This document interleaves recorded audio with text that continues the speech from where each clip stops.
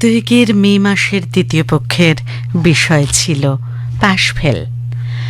তাই নিয়ে আপনাদের চিঠি এবং মেল আমরা পেয়েছি। আজকে প্রথমে হাতে তুলে নিই চিঠি। সুমন্ত কুমার বসু 6A পীতাম্বর দে লেন, শ্রীরামপুর, হুগলি, সূচক 712201 থেকে লিখেছেন। প্রিয় বন্ধু প্রাত্যহিকী, ছোটবেলায় পাশকে মনে হতো আলো ঝলমাল উজ্জ্বল একটা দিন, আর কালো গোমড়ামুখ দিন হলো ফেল। যে পাশ করে সেই সর্বগুণান্বিত, গুণহীন অভাগাই তো ফেল করে। বয়স বাড়ার সঙ্গে সঙ্গে বুঝলাম পাশ ফেল জীবনে সর্বক্ষেত্রেই হয়। বরেণ্য সাহিত্যিক শরৎচন্দ্রের বৈকুণ্ঠের উইলের কথা মনে আসছে। বৈকুণ্ঠবাবুর ছোট ছেলে বিনোদ মেধাবী, পরীক্ষায় প্রথম হয়। বড় ছেলে গোকুল পড়াশোনায় এতই কাঁচা যে পরীক্ষায় ফেল তার অবধারিত। অথচ ঘটনা পরম্পরায় পিতার অভিজ্ঞ চোখ মূর্খ ছেলের মধ্যেই খাঁটি সোনার সন্ধান পেয়েছিলেন। স্থির বিশ্বাস ছিল গোকুলের হাতে সবকিছু নিরাপদ থাকবে। আমরা জানি স্কুল ফেল করা ছেলেটি সেই বিশ্বাসের মর্যাদা রেখেছিল। বকে যাওয়া ভাইকে স্নেহ ভালোবাসায় মূল স্রোতে ফিরিয়ে এনেছিল। যশস্বী সাহিত্যিক শঙ্করের সীমাবদ্ধ উপন্যাস, নায়ক শ্যামলেন্দু কোম্পানির ডিরেক্টর হয়েছিল তার প্রতিদ্বন্দ্বীকে হারিয়ে, তবে লড়াইটা কিন্তু সরল রেখায় চলেনি, যার ফলে প্রাণ গিয়েছিল নিরীহ এক কর্মীর। নবীন ডিরেক্টর এই ঘটনায় অনুতাপে দীর্ণ, জয়ী হয়েও পরাজয়ের গ্লানিতে সে জর্জরিত। স্যার জোসেফ কনরাডকে উদ্ধৃত করে লেখক ভারী মূল্যবান একটি বার্তা দিয়েছেন সবার জন্যে। All ambitions are lawful except those climb upward on the miseries or credulities of mankind. সব জয়ই প্রকৃত জয়ের বার্তা বহন করে না, আবার অনেক পরাজিতের ললাটে আঁকা হয়ে যায় বিজয় তিলক। সুমন্ত কুমার বসু 6A পীতাম্বর দে লেন, শ্রীরামপুর, হুগলি থেকে লিখেছেন যে চিঠি, সত্যি তো এ তো জীবনের বাস্তব অভিজ্ঞতা থেকেই আমরা বুঝতে পারি। পড়াই আলুগ্রাম, পূর্ব মেদিনীপুর থেকে লিখেছেন। এবারের বিষয়টা শোনার পর আমাদের গ্রামের মদন কাকুর কথা মনে পড়ে গেল।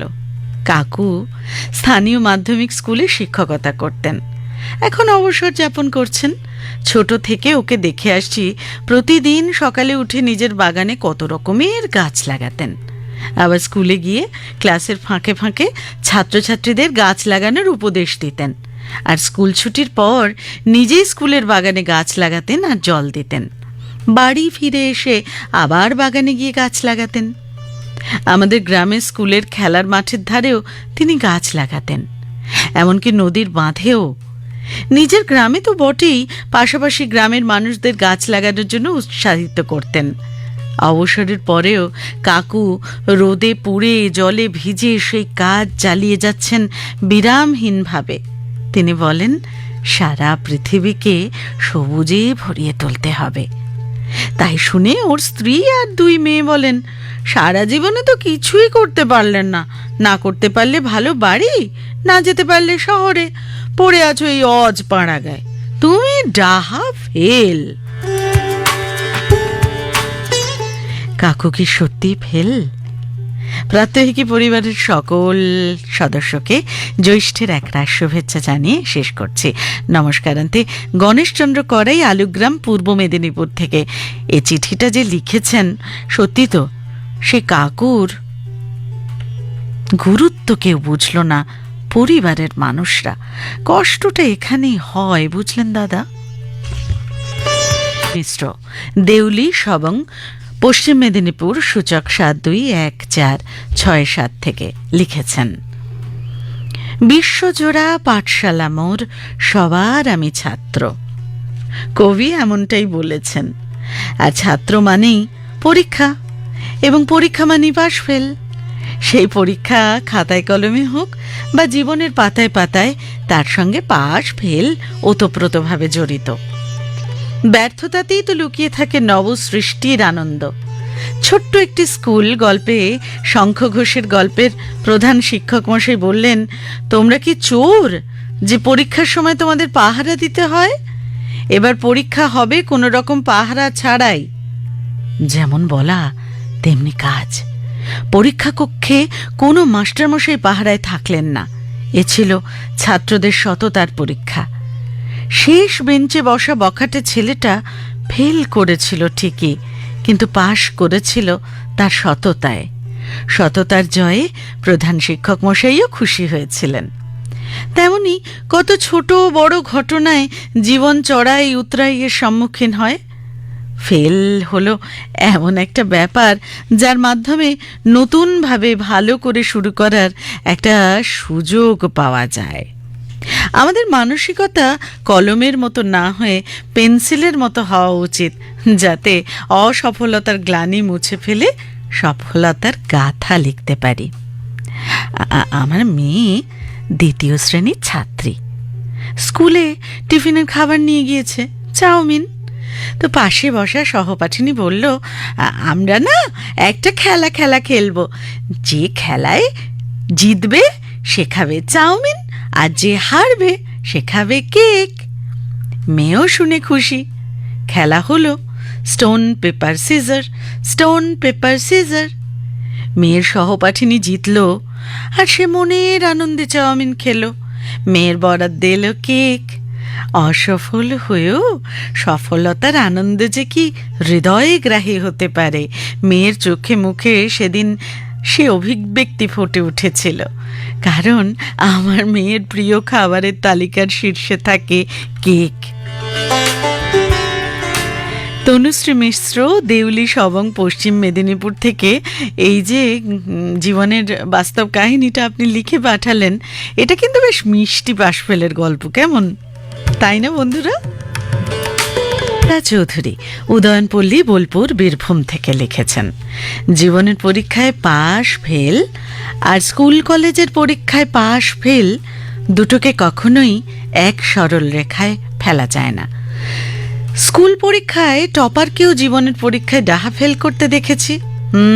তবে সবই আপেক্ষিক। সাফল্যের শীর্ষে পৌঁছনো নিঃসঙ্গ মানুষটি হয়তো নিজের জীবনকে নিয়ে অন্য কিছু ভাবেনি, হয়তো কোনো প্রত্যাশা তিনি করেন না, কিন্তু সমস্যা অন্য জায়গায়। যখন অন্যে তার কাছে প্রত্যাশা করে, সেইখানে তিনি ডাহা ফেল। কাজের জায়গার বাইরে আপনজনদের সংসার থেকে ধীরে ধীরে তিনি দূরে সরে যান। প্রাত্যহিকই জীবনে কে পাশ কে ফেল তা কিভাবে নির্ধারণ হবে?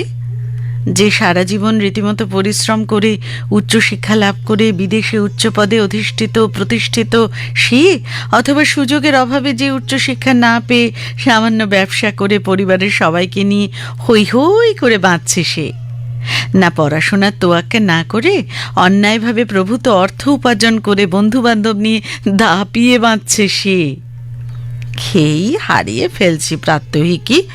কে পাশ কে ফেল হিসেব মেলাতে পারছি না। আচ্ছা, আমার দেখা 2 মহিলার কথা বলি।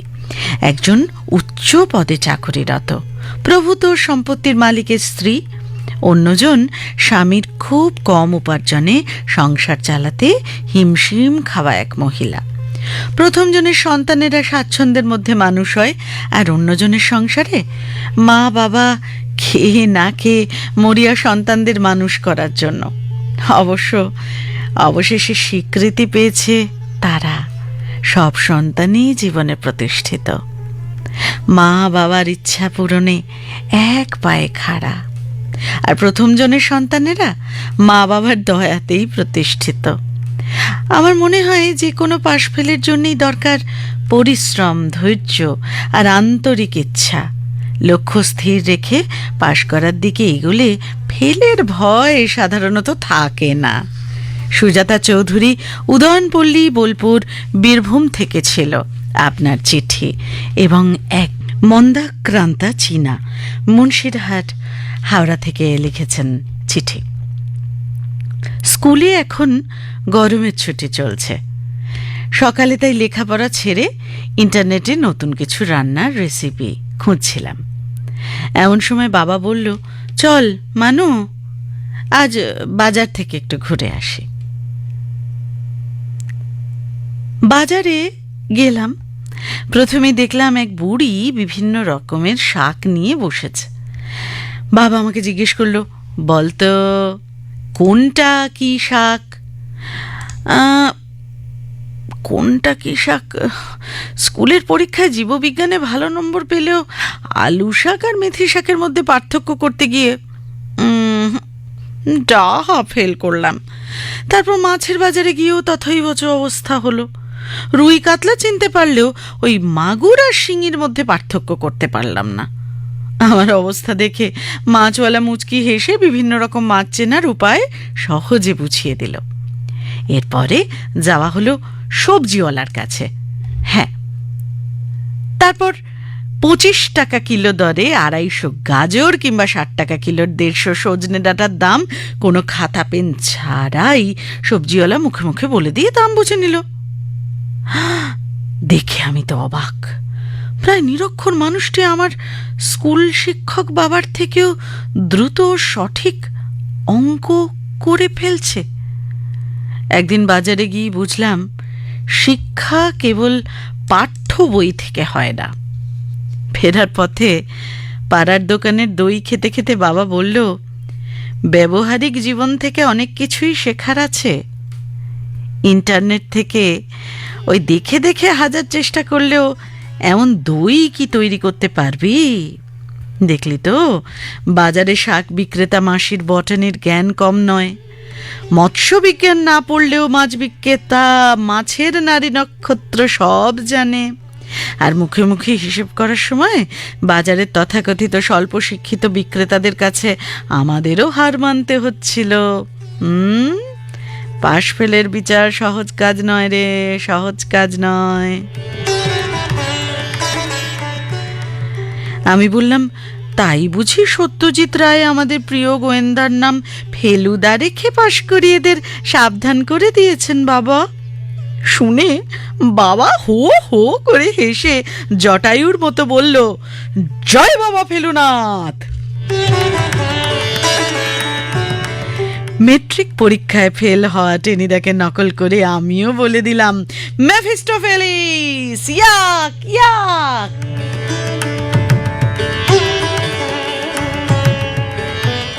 মন্দাক্রান্তা চীনা, মুন্সিরহাট, হাওড়া থেকে চিঠিটা লিখেছেন। বেশ মজা পেলুম জানেন বাবা মেয়ের এই সংলাপে। কত সহজভাবে শিক্ষা দেওয়া যায়, কিন্তু আজকালকার ছোটরা বাজার নিয়ে যেতে চাইলে সবাই কি বেজার মুখ করে, সেইটা ভেবে বড্ড কষ্ট হয়।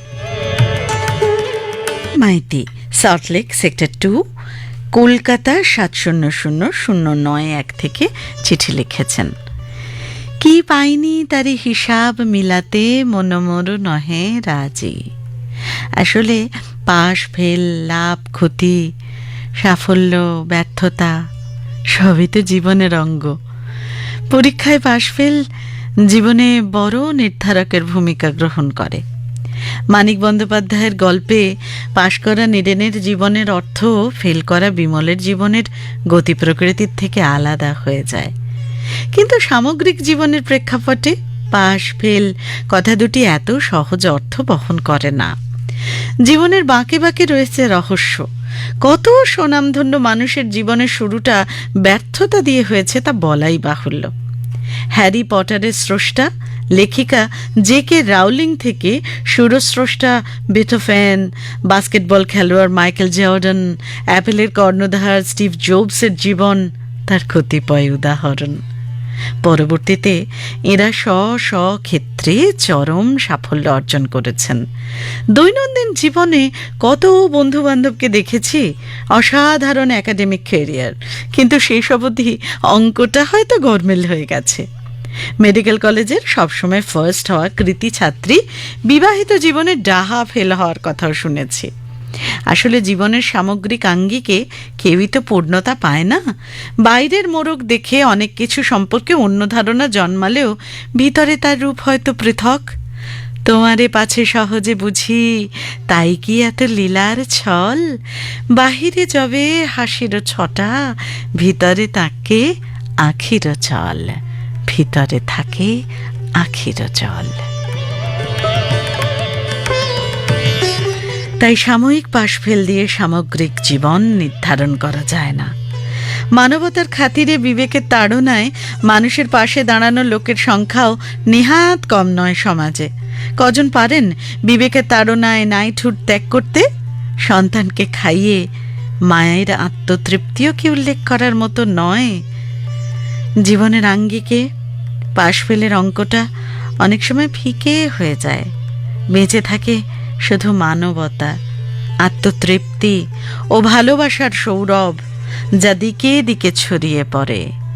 জগত জুড়ে উদার সুরে আনন্দ গান বাজে।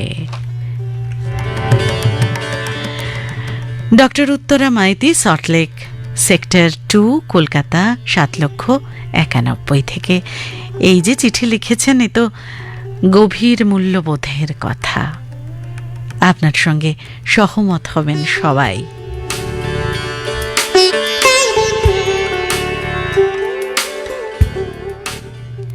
সুপ্রতিম প্রামাণিক, আমোদপুর, বীরভূম থেকে চিঠি লিখেছেন। সফলতায় তৃপ্ত শিক্ষার্থীর উন্নাসিক উচ্চারণে যখন ব্যক্ত হয় নিকটজনের প্রতি চূড়ান্ত অশ্রদ্ধা, তখন পাশফেলের চেনা ছকে সেই কৃতি আত্মজাকে নিয়ে গর্ববোধের ফানুষটি যেন নিমেষে ধূলিসাৎ হয়। বন্ধু প্রাত্যহিকী উপলব্ধির সেই করুণ কাহিনী আজ তোমার দরবারে তুলে ধরছে। বিদ্যা দদাতি বিনয়ম, বিনয়াদ ইয়াত্রে পাত্রতাম, পাত্রত্বাদ ধনমাপ্নতি ধনার্থম ততো সুখম। বিদ্যা বিনয় দান করে, বিনয় থেকে প্রাপ্ত হয় ধন, ধন থেকে প্রাপ্ত হয় ধর্ম, আর ধর্ম থেকে আসে সুখ। শিক্ষালাভের বুনিয়াদী পাঠ ধরা আছে চাণক্য শ্লোকের যে মন্ত্র গাথায়, তার বিরামহীন ব্রত পালনের লক্ষ্যে নিবেদিত ছিল স্নেহার পিসিমা। পিতৃমাতৃহীন শিশুকন্যাটি বাল বিধবা পিসিমাকেই মা বলে ডাকত। পড়াশোনা থেকে আচার ব্যবহার সবকিছুতেই ছিল স্নেহশীল কঠোর শাসন। তৎকালীন স্কুল ফাইনাল পাশ পিসিমা পরবর্তী সময়ে সচেষ্টায় উত্তীর্ণ হয়েছিলেন আরও 2-3টি সরকারি পরীক্ষায়। সসম্মানে প্রাথমিক বিদ্যালয়ের কর্মজীবন শেষে এখন গৃহেই বন্দী। শিশুকাল থেকে পোলিও আক্রান্ত হওয়ায় স্বাভাবিক হাঁটা চলায় তার ছিল হরেক নিষেধাজ্ঞা। গাত্রবর্ণ কালো হওয়ায় সেই সংকোচ পিসিমাকে দ্বিগুণ বেগে কুঁকড়ে দিত। তবুও জেদ অধ্যবসায়ে নিজেকে যেমন সফল করে তুলেছিলেন, সেইভাবে ভাইজি স্নেহাকেও দিয়েছিলেন লক্ষ্যে অবিচল থাকার প্রেরণা। সফলতাই ছিল বেদ মন্ত্র, কিন্তু শীর্ষে ওঠার উদ্ধত আচরণের কাছে ফেল করল মূল্যবোধের শিক্ষা। গতকালকের সন্ধ্যা উচ্চতর পড়াশোনায় স্নেহার ফুল ব্রাইট স্কলারশিপ পাওয়ার আনন্দে খাওয়া দাওয়ার আয়োজন হয়েছিল বাড়িতে। হইহট্টগোলের মধ্যেই এলেন professor Maitra. Good evening Sneha. Good evening sir. Oh what's a big surprise. আমি যে কি খুশি হয়েছি sir. Okay okay, let's meet everybody. এমন সময় হুইল চেয়ার ঠেলে এগিয়ে আসেন পিসিমা। করজোরে নমস্কার জানান অধ্যাপককে। এনাকে তো ঠিক চিনলাম না স্নেহা। ইনি আমার ডিস্ট্যান্ট আত্মীয়, এখানেই থাকেন। নিঃসংকোচে বলে ওঠে আজকের আয়োজনের কেন্দ্রবিন্দু। চলুন স্যার, ওদিকে যাই। বাকরুদ্ধ পিসিমার ভাবনার বাইরে ছিল এহেন সম্বোধন। ডিস্ট্যান্ট আত্মীয়া। ত্রয়োদশীর অস্বচ্ছ জ্যোৎস্নায় ঢাকা চারপাশ। আলো আধারিতে ভিজে চোখ কাপড়ের ঘুটে মোছেন অশীতিপর বৃদ্ধা। একদলা কান্না বুকে চেপে আর্তনাদ করে ওঠেন তিনি। আমি ফেল করে গেলাম আজ। মায়ের পরিচয় দিতে এত কুণ্ঠা। আত্মজার অহংবোধের আগুনে পুড়তে থাকে পিসিমার চেতনার লোক। পাশফিলের হিসেব যেন গুলিয়ে যায় দূরে, বহু দূরে কোথাও যেন বেজে ওঠে রবীন্দ্র গান। দীর্ঘ জীবন পথ, কত দুঃখ তাপ, কত শোক দহন, দীর্ঘ জীবন পথ। সুপ্রতিম প্রামাণিক আমোদপুর বীরভূম থেকে লিখেছেন নাড়িয়ে দেওয়া চিঠি।